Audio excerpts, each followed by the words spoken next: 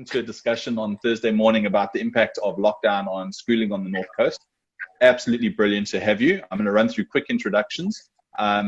So we have, and I'm going to start on my notes. We have Joe Erasmus, who's the MD of Ashton, and Andre Bass, who's the CEO and owner. So welcome to you guys, and representing Ashton and specifically the kids and the parents, and a big pillar in our community. To Hayden Keaton, he's the co-founder of Eden Village and Eden Kids. So Hayden, thanks. Your background, which you've imposed on your Zoom chat, which is a Land Rover, I think, is awesome. We can't believe you actually are in a Land Rover. So good to have you from the Midlands. Mags Westerhoff needs no introduction. Mags she's currently on East Coast Radio, but was on one of the shows there. She's a media personality. She's a local legend, and currently is the owner of Mags Westerhoff Interiors. Sorry, Margaret Rose Interiors. Sorry, Mags. And so she's joining us in. Sorry, guys, just watch the mics. And Mags is joining us as an entrepreneur, business person, a mom at the moment, and a teacher in training for Daniel, her young little one. And she's going to keep us real so that we don't get overly intellectual or too strategic on this. And she's gonna just ask those tough questions that I think a lot of the parents and moms and dads are going to ask. So welcome to the panel. Thank you. I didn't. Thank you very much. Tim. You're welcome. Tim is my sidekick. You're welcome. Tim is the principal of Seeff North Coast. He's sort of, I don't want to call him a co-founder, he's the co-conspirator for the Love Local brand. And he's doing it with obviously myself, CEO of FabMags. And Tim is just a great all-rounder and probably knows half the people on the planet. So he's a great contributor to this session. So thanks, Tim. Thanks for having me. All right, let's jump in. I've done introductions, and I think we really want to get to the topic of, what the impact of lockdown's been on schooling. But I think what I want to do is just start with the panel, and I'm going to start as I can see you guys. So no specific order, just running around my panel discussion.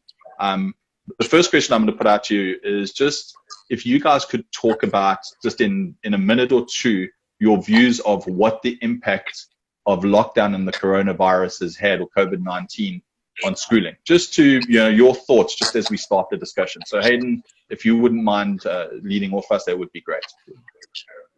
Yeah, I think, well, we're fortunate that we're a family of 3 little children, ranging from grade 1 to grade 4. So the impact is quite far-ranging. We took the decision to come out to the farms. There was more space. But what that brings for us is a huge fight every day over technology, devices, and bandwidth. And the reason I'm sitting in my snowmobile at 6 degrees in the Midlands is that there is no bandwidth at home to conduct a meeting like this. So my meetings, they happen in a vehicle on a hill using 4G, while the children and my wife scrabble to fight over laptops and devices to do Google Classroom. Fortunately, we've drafted in Gran, and she's got a nice new iMac, and she helps a lot. But I think for a lot of people, if we look across the North Coast, there is this challenge around technology and bandwidth and time management for parents at home. We try to clean the house, do a bit of exercise, do the shopping, teach 3 children. Most of us aren't cut out to be teachers. I think from our perspective, we really are starting to understand and appreciate what our teachers do for us every day, for our children. And as a family, we can't wait to get back to school, to be perfectly honest. As an educator, it's been a massive challenge for us to understand what homeschooling should look like for children and for parents. And our take on it is that we need to make it as easy for parents to undertake, because it's a huge undertaking. And also, we don't want to fill the day up with 8 hours of learning. We feel that homeschooling is a 2-hour event at max per child, with a huge focus on numeracy and literacy.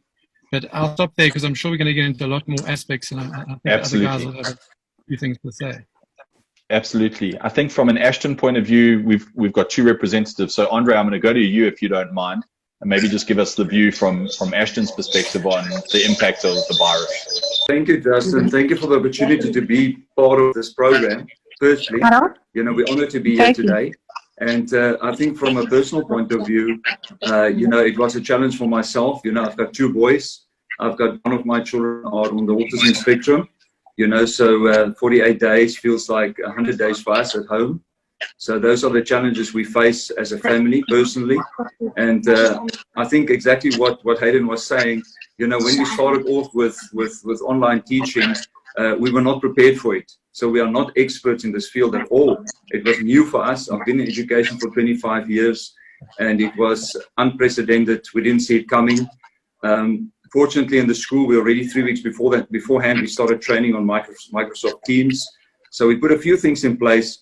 But I think the most important thing of everything was the mental support to our teachers and to our parents. You know, because we've got a lot of teachers that do teach, but they're also parents. So they have to take care of their own kids, and they have to deliver the curriculum.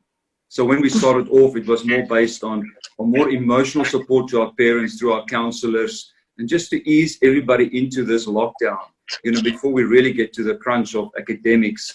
And exactly what Hayden was saying, you can't load 8 hours of academics into somebody's head sitting somewhere else.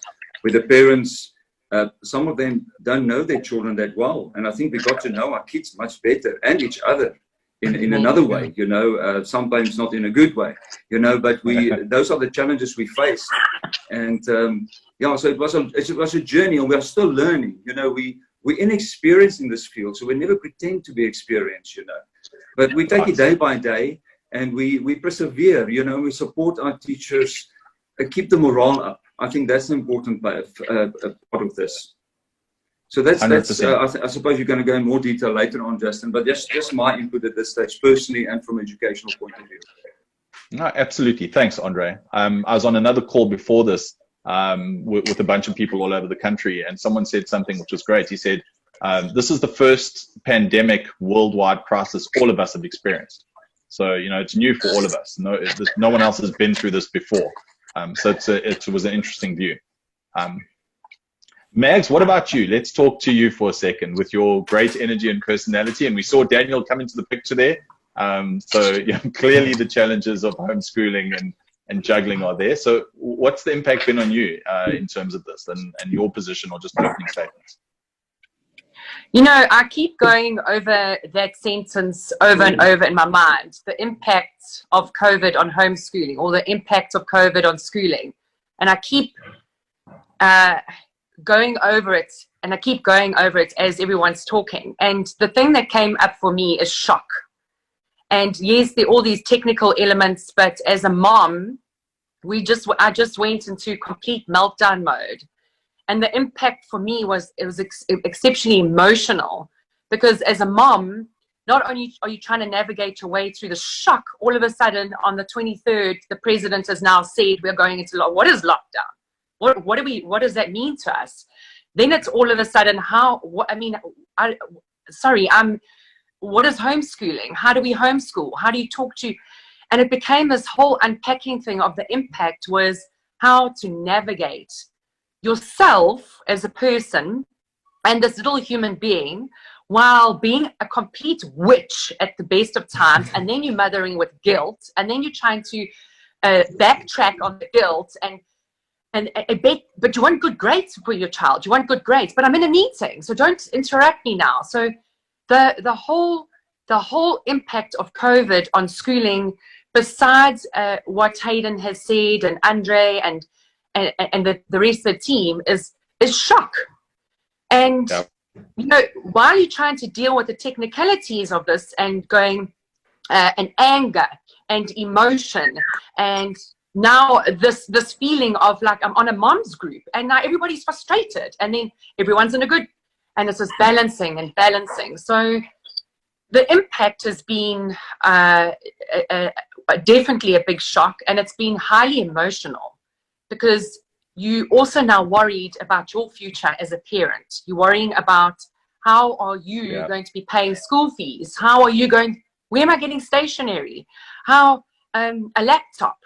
And then it's, but hold on, I need the laptop because I've got a meeting. And if I can't be on that meeting, how am I going to make money? And then it just becomes like this, what is actually going on here?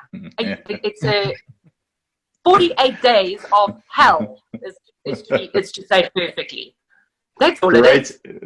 Great opener, Mags. And I think that's the fantastic energy we wanted to bring to this, which is exactly that. It's having great people like Hayden and Andre and Joe. They're dealing with the execution of it, and we'll chat to Tim in a sec on his. But you bring the real, like, what the hell.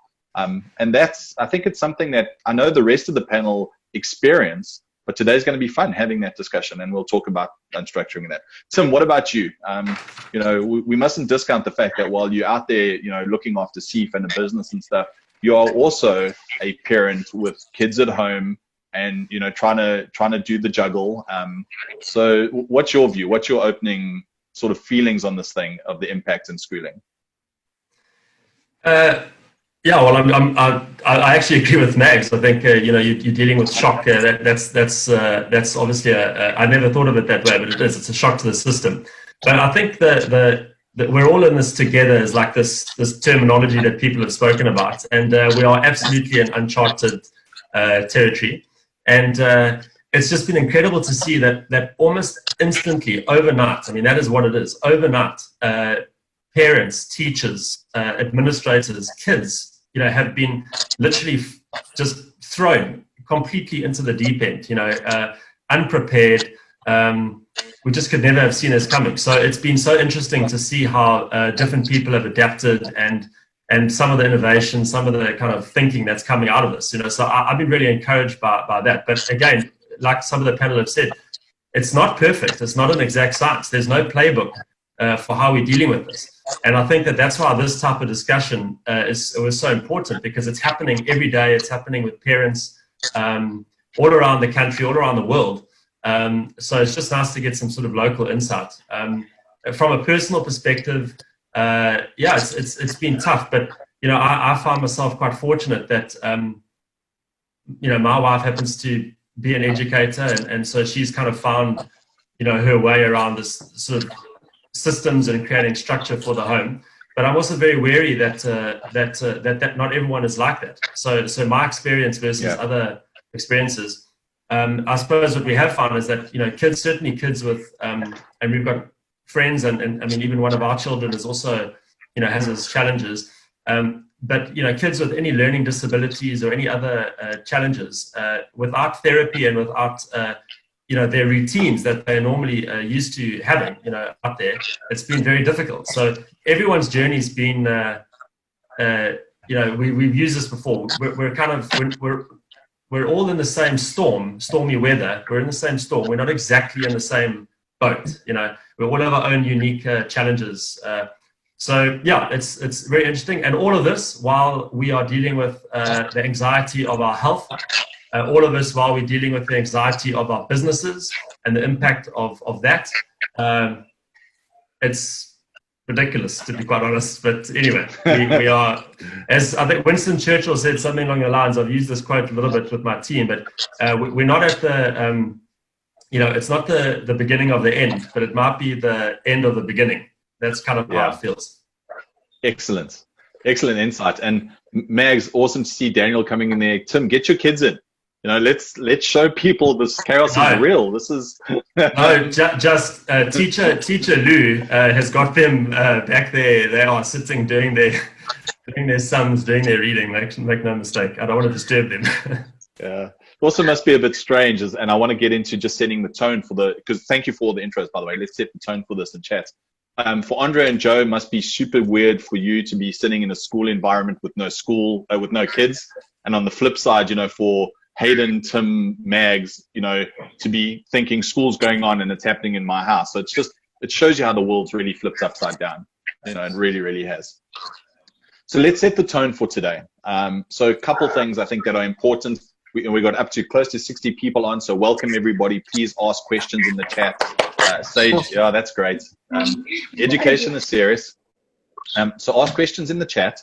But I want to set the tone. So a couple things, and forgive me if I look away from the screen. I wrote this down. I wanted to make sure I got it right. So first what we want to do is talk around and talk about understanding the impact and the challenges in schooling on the North Coast. And why I raised that is, Hayden, yourself, Andre, and Joe, if you can talk to us from people who represent the schooling elements. There's decision making and stuff going on there, but there's a foundation of decision making that's based on challenges. You've got challenges like the rest of us trying to drive a business or an institution. So that's number one in setting the tone for today. The second thing is, I think for everyone online, asking questions, and we'll get really involved there and let people ask questions, but let's do experience shares and not have opinions. So really, really important, sharing experiences, even although they're limited in 3 weeks, 4 weeks, 6 weeks, 8 weeks, it's talking about this is what came at us as a wave, and here's how we managed it. And we made decisions, good or bad, but we're sharing our experience. So the rest of the Ballito community and North Coast can go, okay, we understand and we should experience sharing. The minute we get into opinions, they're really vague and stuff. So let's just keep it on experience shares today, which I think is cool. And we'll try and answer questions with that same mindset. And then lastly, what I want to do is, as we set the tone, is let's look to the future. So while we're sharing all these stories and having this panel discussion, which is great, let's help people understand what the future holds. Because I think that's the question of a lot of the parents, short-term future. We had the announcement by the president yesterday, but like what's coming at us? I used an analogy the other day. It's like standing on the beach watching a tsunami come and thinking it's just a little wave. We want to know, if we can help people understand, guys, it's just a 6-foot wave. It's not, a 60-foot tsunami, or helping people prepare to go, no, guys, a 60-foot tsunami in schooling is coming. There's a lot more change and stuff coming. So that's, if we can set the tone and talk to that. So that's what's coming at you guys panel. And I know you guys are prepared well for it. And then lastly, tips, ideas, and solutions. We all want to take something away. So we'll close out today. And if there's any one golden nugget you can give to parents so that they don't go gray, because remember, they can't get to hairdressers. So the ladies are showing the gray hairs right now. Sorry, Mags. But if there's any tips we can help parents with, that will help them just navigate. So that's yeah. Joe and Hayden are particularly upset about that. About the grey hair. No, about the no hairdressers. Absolutely. Tim just reminded me. Tim reminded me that I've always said these sessions, as we've done them, and this is the second one, is to keep them light. The topics are heavy sometimes, but you'll notice to the audience and the guys participating, have some fun with it. I think the important thing is to realize as a community we can laugh and chuckle our way through some really tough stuff as long as we stay connected and respectful. All right, awesome. So the first thing I think I'm gonna ask, I'm gonna flip this on its head a little bit, and I'm gonna go out to the teaching people, or the schools, Hayden, Andre, Joe. What does the future look like for schooling in the short term? And this is the question. Maybe Hayden, starting with you. We know that we're homeschooling. That's cool. So maybe talk to that a bit, because that's our current immediate situation. But what do we think is going to unpack in the next couple of weeks? What are parents looking at?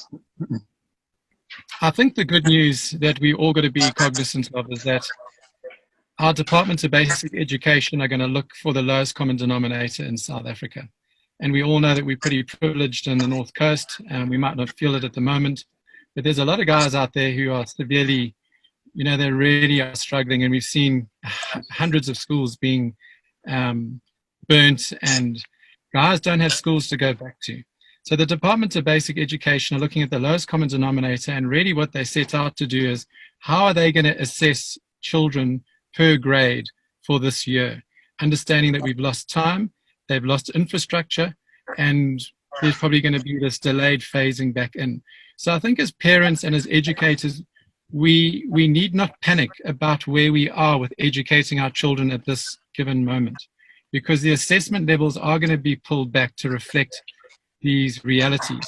And so as long as we're putting effort into, as I said, numeracy and literacy in the younger ages, and we are allowing our younger age groups to spend their 2 hours with their children. Now, I speak specifically from village kids, where we go from 12 months to 6 years old, which is going to be different to elements of where Ashton is.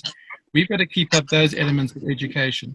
And so as a school, we try to make it short and fun, and keep the children, I think, captivated and stimulated, and make it as easy for parents as possible to take 2 hours out of their day and be with their children, understanding that, that the younger children need a lot more oversight. They cannot simply log onto Google Classroom and do work on their own. We find our children on YouTube before you know it, And, you know, there's all sorts of things on YouTube that you don't really want them to see, and it's your laptop, so you can't lock it down for them all the time. And they require high levels of human interaction. So what we've said to, and I think Andre did an incredible job of explaining the difficulty for a lot of our teachers. Our teachers all have children. So they're trying to teach their children at home, and they're trying to prepare curriculum. And I think the way we're getting to is this less hours in the day for the children, the younger children, but don't be fearful, because down the line, the assessments are going to be pulled back, and it's not going to be that we've all lost this time. The Department of Basic Education will put it back, and I think we'll have to get into a slightly different type of year than we had expected, and hopefully the catching up will be done near the back end of the year and into the following year. I don't want to speak too much about the older age groups. We do have Eden Village Prep School, and that goes up to grade 5. But in those schools, you probably need the children to be continuing with their education as much as possible. You don't want them to lose as much pace. And for that reason, I think the effort that's going into all of the schools with their online and their remote teaching is important. And parents must understand, as difficult as it is, you do have to spend those 2 or 3 hours maximum with your children so you can keep up some sort of momentum. But at the back of your mind, remembering assessments will be pulled back. Don't panic. I think that's my message for parents. That's a good one. And maybe if we can go to Andre and Joan, but guys, can you talk to it and let's bounce around it? Because one of the things when you say that, Hayden, is if assessments are pulled back, what does that mean? And it's going to be probably more pertinent to the higher grades, you know, where assessments are quite the examination based. Does that mean that we're dropping a standard? You know, so what's the impact on the kids? But maybe, you know, Andre, maybe you can tackle that a bit, or Joe. You know, so what's your view of the future? What's coming at us? And then talking to Hayden's points and also the assessment point, which is an interesting point, Hayden. So who's going to tackle that one? Andre, do you want to maybe take a stab at it first for us? You're still on mute, sir. You got to love these meeting sessions. There we go. I got it. You're good. Justin, thank you for that. Hayden, and I concur once again with you what you've said at the lower grades. It is very difficult, you know, to do assessments there, and it's very much in the hands of the parents, you know, to guide the child through that period of time, and especially ECD learning. If I go into the high school side, Justin, you know, we're international schools, so we do follow the Cambridge curriculum as well, which is a worldwide curriculum that's set for, I think it's about 5 million students that do write that at the end of this year, which the June and July sitting has been postponed until November, October. We've had meetings with Cambridge University as well on this, and they're looking at the assessment, they're adjusting the assessment, and they're leaving quite a bit of the assessment in the hands of the teacher as well. So what we're doing online, we do assessment as well. We call it diagnostic assessments and application assessments, where we ask the child or the student to apply a certain method in a, it's like what's the effect of the COVID on South Africa? I mean, you need to know what's in the textbook to answer that question. So it's in a way an open book test, but we do test certain areas of the students at that moment. And it's very effective. It's been done online. You know, online teaching is not new, as you would know, Justin. A lot of students do follow that, and it's a beautiful system. And I must be honest with you, I think we got to know our students in a more intimate way through this.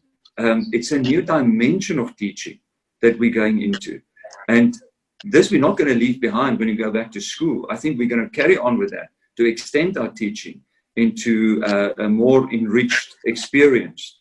A lot of the teachers do one-on-one online with students. So they do experience them in a personal way, in a mental support to them as well, which opened up so much for us. I think if I take the positive out of COVID in teaching, I think our teachers actually have found each other. We are a much stronger team together. We are much more focused, you know, in our curriculum delivery. You know, we've got schools in Joburg as well, and those schools are talking to schools in Belita. So we've pulled the group together through online, because it's not based on where a building is. It is, we can be anywhere in the world and we can talk to each other. I mean, look at this beautiful Wow. thing we're doing now on Zoom. So just the experience of going onto Microsoft Teams and Google Classroom is also learning just by itself. You know, just to work the technology, how to express yourself in the technology. So that was our first lesson actually in educating our Ashton students, is how to work on Microsoft Teams. I mean, and that is computer literacy by itself. So in this whole process, we've actually adapted, like Tim was saying, and we've actually learned a lot from each other and through how to work online. So I think our computer literacy level of competency has gone up by 80%. And that's not just for the students, it's also for us as parents. You know, I've never worked on Microsoft Teams. You know, I was born in '69. So, I mean, there was no computers. So for me, it was also an experience. And I think we can just enrich our education going forward. Awesome. So I'm very excited where we are sitting now and into the future of education. So maybe Joe can add on this. You know, he's more on hands on the day-to-day running of the school. So I'm going to give over to Joe now, Justin. Sure, Joe, just a 2-minute if you don't mind, then we'll get to Mags. Thanks, sir. Maybe I could start off by just giving a shout out to all teachers and all. You know, the teachers literally in a 48-hour space of time had to flip their delivery platforms into something completely different. And maybe half of the teachers were tech savvy, but the other half weren't. And compliment the IT department with regards to the way that they've accepted this and seen it as a challenge. And to all the teachers, the way that they're delivering on various different platforms. We've got various platforms in which we're doing our delivery, being obviously Microsoft Teams, Zoom, WhatsApp, Class, Dojo, and various other platforms. And then Justin, just on the shout out to the parents. And they need to be congratulated. And we want to say to all parents from all schools, the amount of respect that we have for them in terms of the way that they flip their homes into virtual classrooms.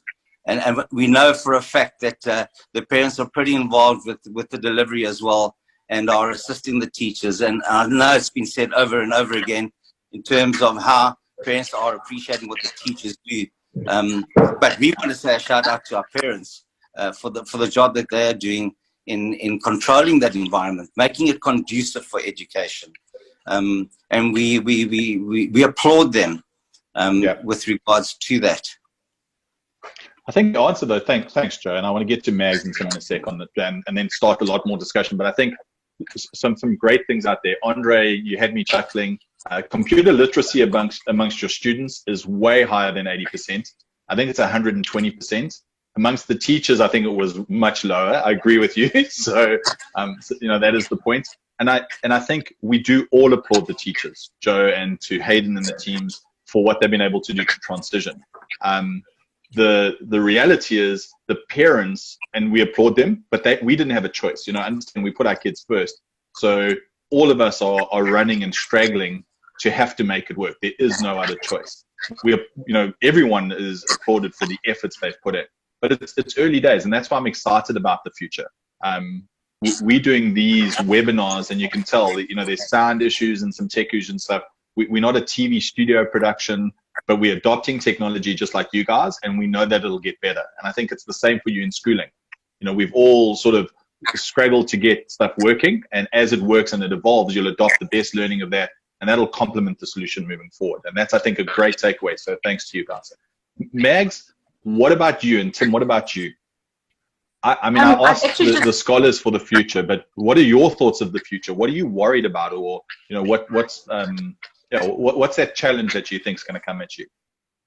So the first thing is that, you know, we're sitting here and we're chatting, and I always very selfishly always go, I was in shock. But these little kids, I mean, my son is turning, he's 9. And the one day he's at school with all his mates, and he's got break time, and he's got tuck shop, and he's going to rugby, and he loves his cricket, and he's got mountain biking practice. And the next day, somebody spoke who's called the president, and now I'm stuck at home. And that also is a massive, massive thing for these kids, where they just completely, and I get so emotional talking about it, because these little souls were thrown into something that was completely, you know, just out of their world.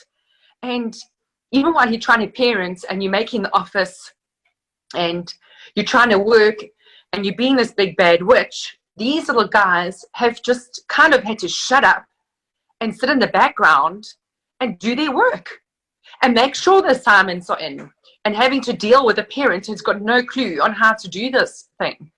And it's been a really, and the teachers have been phenomenal. And I know some parents have really grown in this process.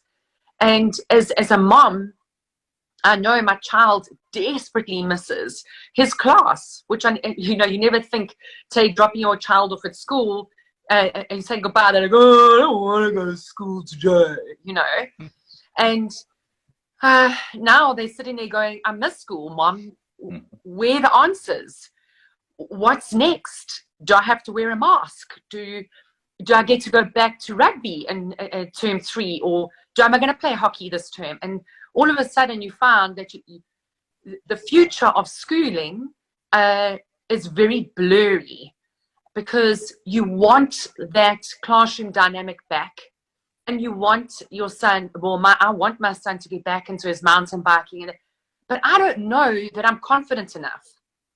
I don't know that I'm confident enough in other parents out there or the school system to say,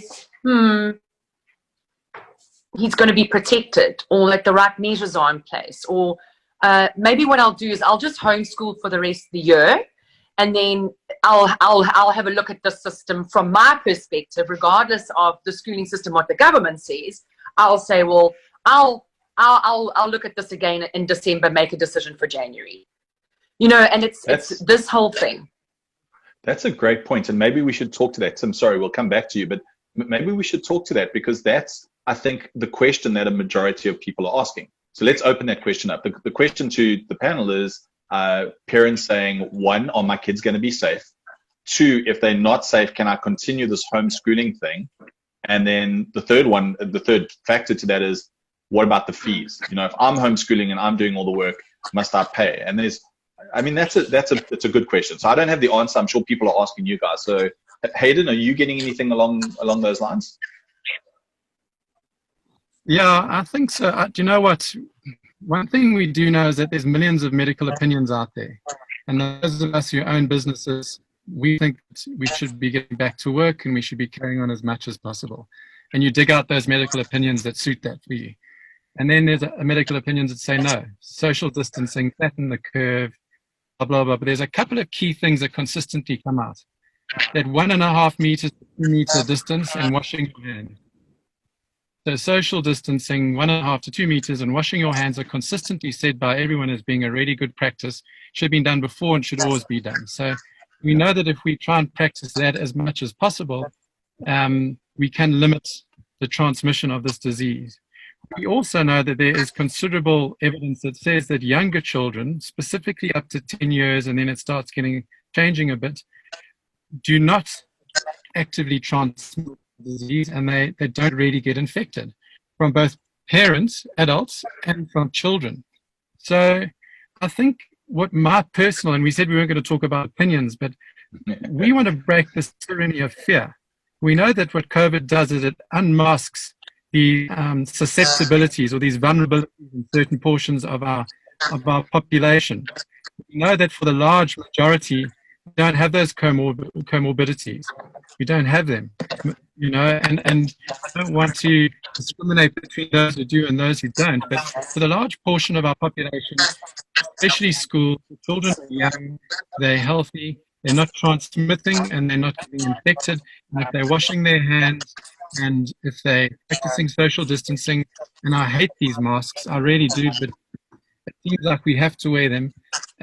We should be allowing our children and our teachers to get back to school. Those teachers who don't present with comorbidities. So my feeling is that, especially on the North Coast, most of the guys who live on the North Coast have come from all around South Africa. You make friends easy. Where are you from? What did you do before? We're a positive bunch of people. We've got a lot of entrepreneurs. Most of the people sitting around this discussion are all entrepreneurs. we need to be positive. We need to break the spirit of fear. And I think getting back to school sooner rather than later is a good thing. You know, I don't want to raise my children or have a spirit within our schools. Yeah. So, you know, getting an opinion of it, I'd like to see our children getting back to school. I don't know if there'll be contact sports, but I think mountain biking, I think surfing, I think all of these things, fishing, are certain sports, hockey, you know, we moan about the youngsters not passing a ball enough. Maybe they're going to be passing better. They've got social distancing. So I'd like to see the children getting back to school sooner rather than later. And personally, I'd like to see a focus on the younger children getting back sooner rather than later because they are the least susceptible. That's my take on it, yeah. Yeah, great feedback. Andre, Joe, your thoughts, just, you know, on the same topic? Remember to unmute.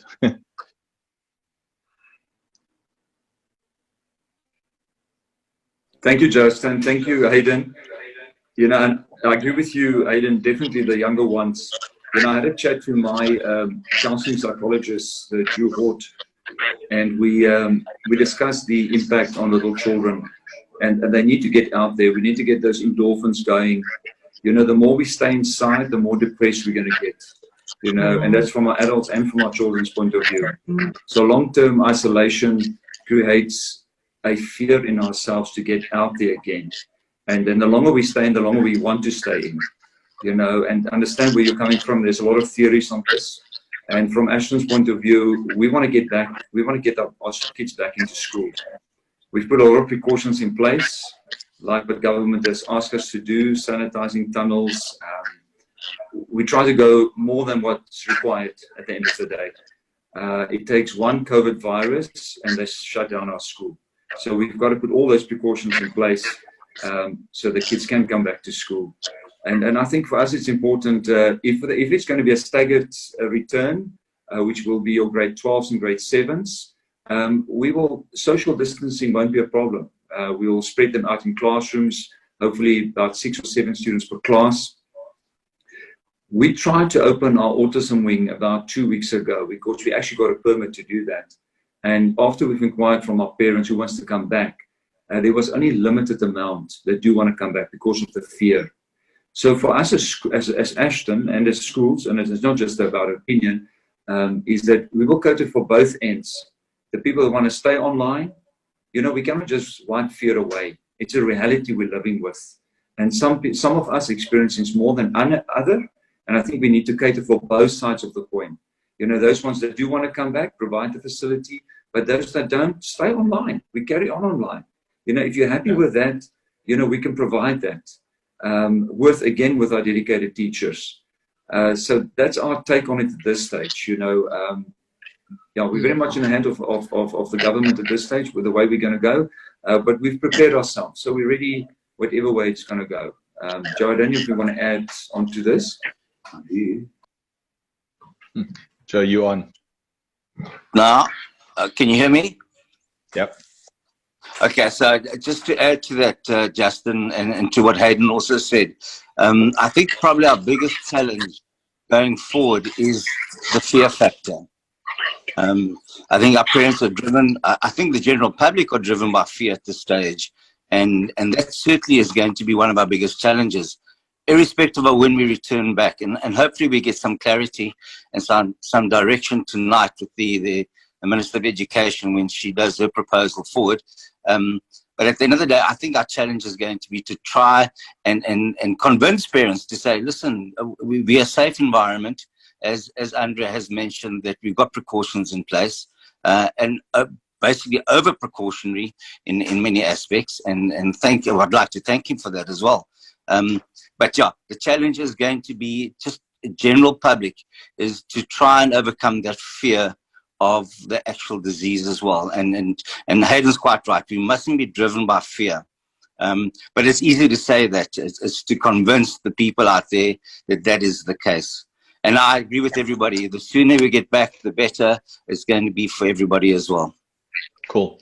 I want to go to Tim. Look, and then... sorry, Justin. I actually just want to jump in there. And I'm just on a lighter note. I think you might have a few cars driving by your school with like a literal drop and go, because I know we are absolutely drowning in fear, because it's coming from media sources, it's coming from government. I mean, even our president last night said that not everything's always been handled correctly, and so on. So we're all trying to just find our way through this. But I feel like when I speak to moms, that bag's packed. You know what I mean? And we want to move forward without fear. It's a real thing. But I think we're going to be literally throwing our kids back to school. Tim, what about you? Your thoughts? And then I want to talk to questions on value. Conscious, we've got about 15 minutes left, so let's try and get through some big topics in the next 15. I think you'll probably find that the kids will be trying to ride to school on their own. They won't need to be dropped off. So, I think one of the things that I've really thought about over this last number of weeks, and obviously had many discussions with it, and as a parent, as a business owner, and as a and obviously with a wife in education, you kind of look at it more holistically, And I think one of the things that we've not had over this last period of time is choice. We haven't had choice. We've been dictated to by the government, by obviously the realities that we find ourselves in. And I think what's going to need to happen is that we're going to have to offer flexible, adaptable solutions for parents from schools as we kind of ease our way back through. There will be some parents that have got family members or themselves or their kids that are going to be susceptible. They're going to have comorbidities. They're going to be compromised in some way, and they simply don't have the luxury of sending their kids back. Certainly for a period of time. There's just going to be that fear, and we should embrace it and understand it. And as Andre touched on earlier, we should be offering those people solutions to be able to retain them. A lot of the conversations I've had with people is, if I have to pull my kid or homeschool till the end of the year, will they be let back into school? Will they have to reapply? Will that, is that going to be some? Whereas if I can offer them a hybrid, solution, potentially that's something that they would take for now. And then there might be people that don't have any health related issues, but quite simply, they cannot afford it. It's just a simple, they cannot afford it. And I'm sure you'll talk to value. So the choice has been taken away from them in terms of that. But maybe there are some other choices that they have in terms of, again, hybrid type systems that our various institutions can put in place. And I think that then, my final point on that is, I think that if you talk about fear, which I 100% agree with the guys, it's going to take people to start. It's like anything, there's going to be early adopters, there's going to be laggards, it's like anything. And that's exactly what's going to happen in our community. There's going to be some people, some families that are going to be very happy to move forward, to be bold. And with all the steps that the schools have taken and put in place, they're going to have the confidence to move forward. And that's great. And over time, over weeks, as the communities kind of talk with one another, as parents share their stories, share their anxieties will slowly but surely, dissipate, hopefully, and more people will then start to come in, and that kind of, let's call it follow the herd, or the herd mentality, will start kicking in. So these are just normal, human traits, that we see in many, many other aspects, and it's not going to be any different here. But I think that we have to understand them. And we've got to adapt and provide, innovative solutions for those people, because as everyone has said, ultimately, if you could get back to some degree of normality in inverted commas, I think most people would choose that, and notwithstanding all the innovation and the great things that will come out of here, and the fast tracking of online and learning and technology, it's amazing. But let's be honest, we'd like to get back to normality, whatever that might look like going forward. So, and I don't really want to have to wear one of those social distancing hats if I can help it. But but whatever it takes, I think people we'll get back there. Cool, Mags, you got a question, and then I want to put something to the panel. I love that you got your hand up in the spirit of schooling. You got your hand up on the panel. Go for it. What does a class look like that's got 30 pupils in the class, students, boys and girls? after lockdown, because Daniel's class has got 30 in there. And how does this work now? So that's a great question. Mags, can I hold that one? I'm going to bring that in second. What I want to do is I want to go to Hayden and Andre, just the two of you guys, just quickly to Tim's question on value and the impact. What are you guys doing in terms of, you got two scenarios. The fear scenario, someone not coming back, that you'll handle separately. But what about those people that have lost jobs, still want to be part of your school, still associated with, want their kids to be associated, but can't pay fees? Yes. What's the way forward for that? So Hayden, if you can go for it. Yeah, so I think I spoke a bit earlier about vandalization, how many schools have been vandalized in the government sector. I think this COVID and this lockdown has pretty much vandalized most of our organizations. You know, you can look at it like that in a way. It's prevented us from operating, and so a lot of our parents, we're very mindful of the fact that their circumstances have changed. You know, some of them have had a salary decrease, some of them had to close their businesses. And whilst we're mindful of that, we've got to try and find balancing act about, if our organization, if our school is vandalized and we cannot reopen, what then?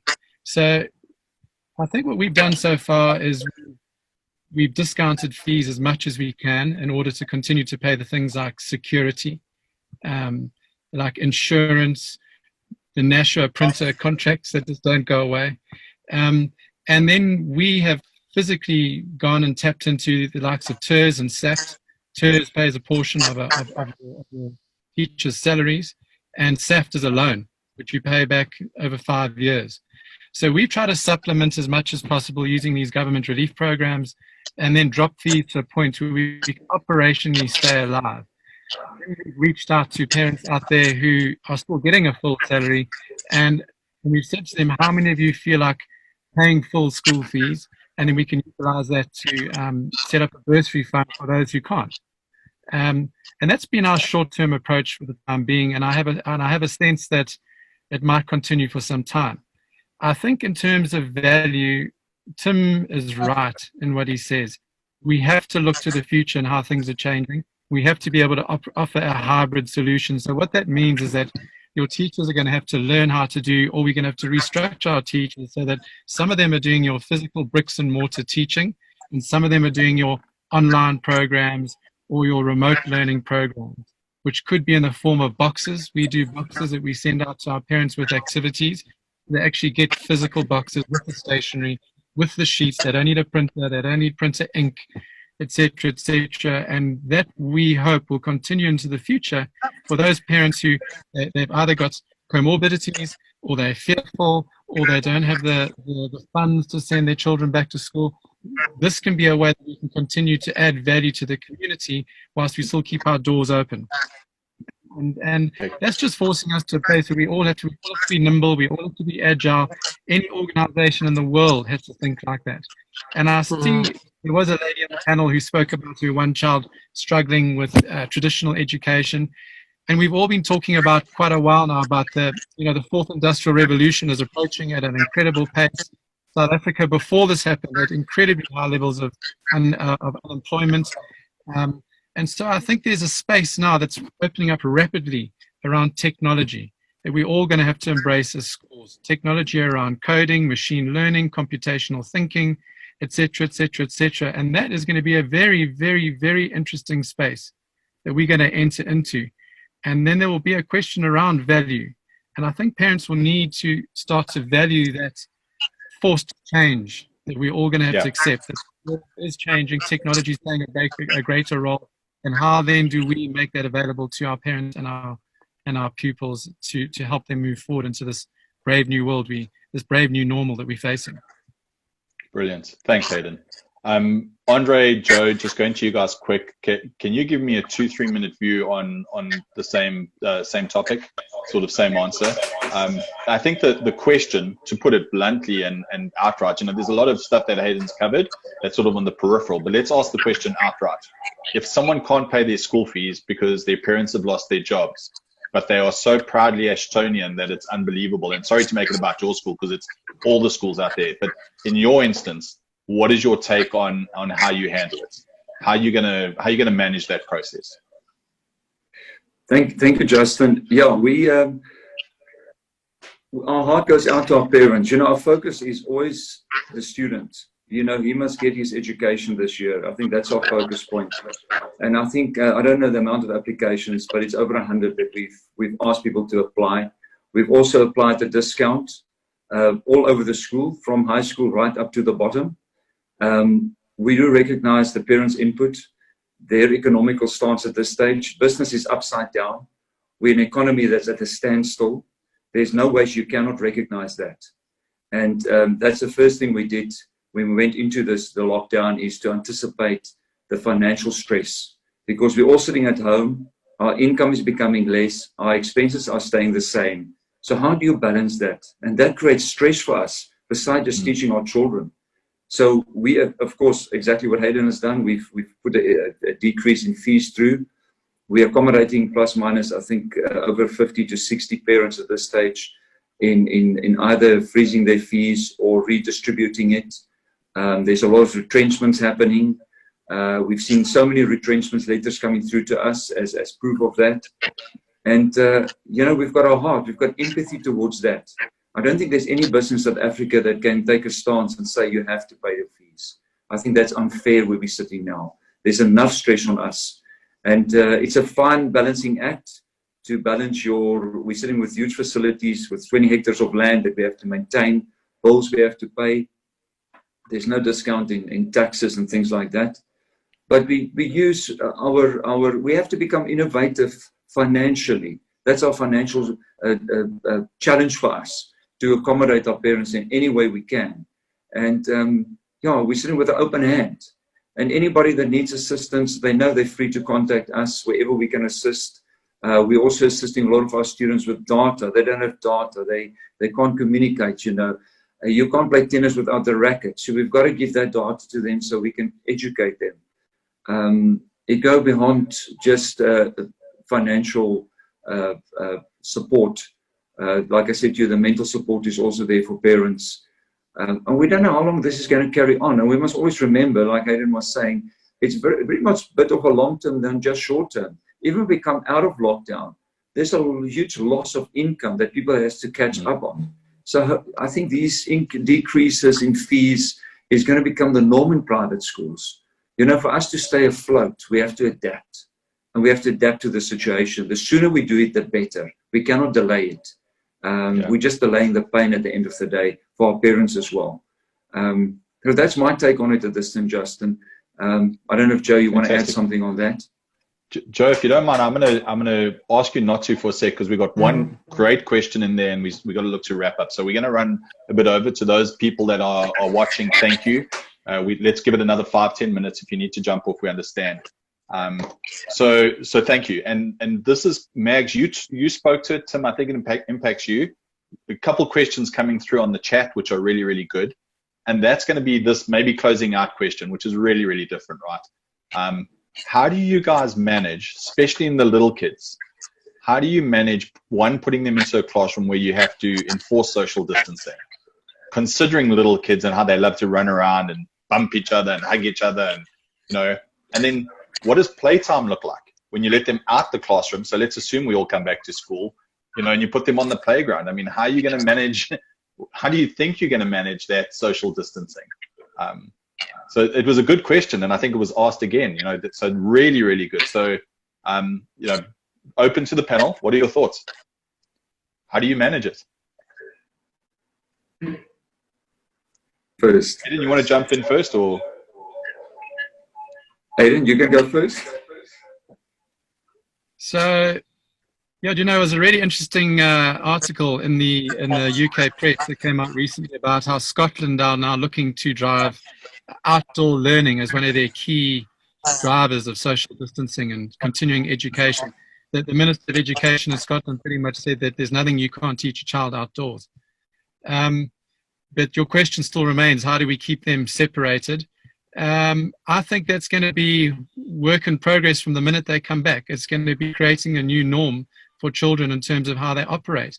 We run a remedial school. A lot of our children are a short-term remedial, and a lot of them struggle with personal space, and they can't tolerate someone coming up close and getting close to them.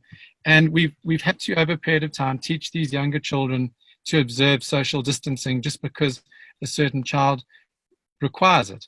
And I personally think that starting at home and taking our children out shopping when they're allowed to come shopping with us, and slowly developing this, so sadly, I must say, the social distancing norm for as long as it's required. And we're all going to have to work at it hard. I just want to go back to the previous question, Justin, and I'll be very, very quick. I think these TERS and these SAFT and these relief programs have been exceptionally well organized and implemented, I must say. Why not a relief program for education? That is a question that I'd like to see SASA and all of the governing bodies and the regulatory bodies of schools going back to government and saying, why not a simple monthly relief program for schools for a set portion of time? Because there's this balancing act when you just can't work, you can't operate with no income. And I just wanted to leave you with that, because that's something that I would like to see going out from several stakeholders, from parents to educators to organizations, as something that should become a highlight for South Africa going forward. Absolutely, absolutely, absolutely. Great idea. Andre, or maybe let's go to Joe. Joe, do you want to answer, because it's more operational, how are you going to handle the little ones and the others, just in terms of the social distancing? You're still muted, sir. Still muted. Then that's got to be from your side. You're back. You're back. There we go. Thank you. Yeah. With the phased-in approach, and once again, that's the unknown. We don't know what the Minister of Education is going to say and who exactly is going to be phased in. But if there's a phased-in approach, we're going to have pretty much plenty of space with regards to keeping the social distancing. The biggest challenge there is going to tell little Johnny that he's got to stay away from little Mary in terms of the distance. And I think that's probably going to be the biggest challenge that we're going to get, because we're a family school, and we love to hug, we love to be sociable in many aspects, and that is going to be our biggest challenge. But from a space point of view, we've got plenty of space within the school to be able to provide that distance. The challenge is going to be to keep the distance. I remember in my previous school, we had a 3 brick rule, that you may not go in within 3 bricks of another person. And I'm talking about the older generation in terms of high school, where 3 bricks was the determined factor in staying apart. And maybe we got to reintroduce that into the high school, that the opposite sexes need to stay away from each other. But yeah, in this aspect, it's about space. And obviously it's the educating, and I agree with Hayden. It's how we're going to educate our children going forward. There's no more norm. It's a new norm, completely a new norm. And it's about educating parents, educating our children, and obviously educating our teachers as well. Absolutely. So guys, I think there's 1,000 more questions and discussions we can have on this. And sadly, it's already 11:05. I'm sure we'd keep on, and you guys are at it. So what I want to do is I want to do a closing round. I think let's just all share. So what have we taken away from today? I'd love just a really 30-second overview of, what's your takeaway.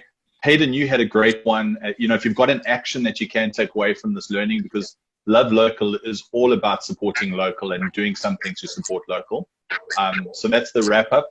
We've had a good couple questions, but I think we've covered a lot of them in the discussions. And maybe I'll close out by asking, we should maybe do a follow up on this if the community wants it. I'm sure there's a lot more questions, and we'll go to it.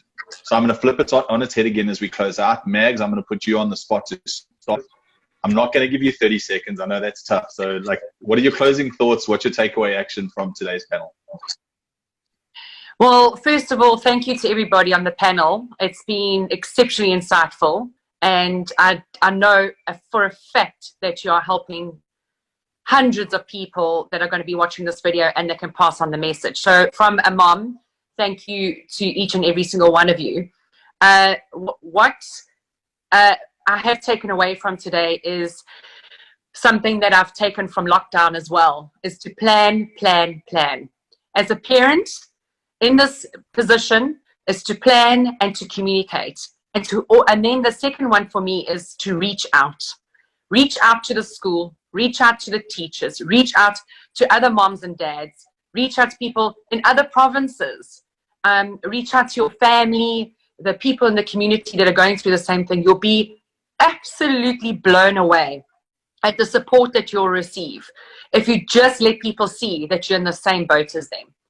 So that's my two things for today: is plan your way and reach out. Thanks. Tim, your closing takeaways and any action or thing you want to put on the table?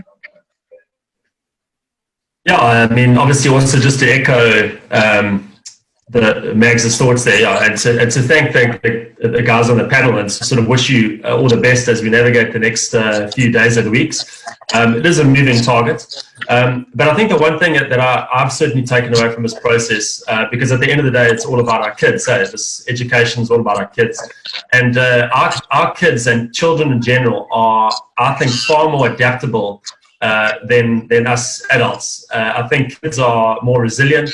They are they generally can be more sort of adventurous and willing to try new things. And I don't think that we should be fearful for them. Obviously, it's a natural instinct as a parent, but I think that they're going to adapt. This is going to be a new norm, and something that my little Todd, he's actually, he knows Daniel, and he's also 9.